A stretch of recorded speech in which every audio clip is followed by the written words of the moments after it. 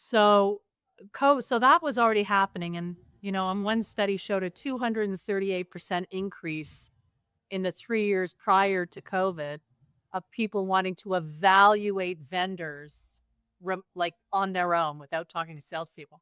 So then COVID comes and that just accelerates the whole comfort level, the whole ease, the whole acceptance of remote work. And so now you have statistics coming to bear that say in a McKinsey study that was done in 2022, I think, it said 72% of the people would prefer a rep-free buying process.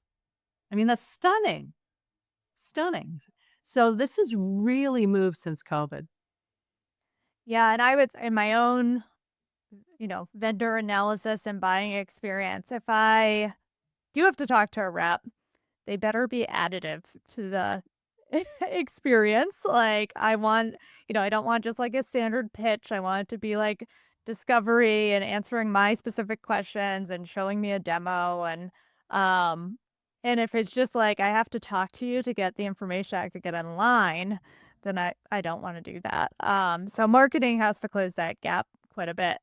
You raise such an important point because if you just look at the demographics, somewhere around 65% of the buyers today are millennial and Gen Z.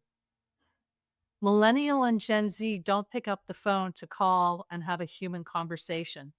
So we've got all these boomer CEOs thinking, well, let's just have a go to market. We'll have all these SDRs and salespeople calling all these people who don't want to talk to them. So really sellers today have to rely much more on marketing, softening the way. Do you have a social media presence where people can get research? Do you have pricing? Here's a big one. Millennials and Gen Z hate when you don't publish pricing.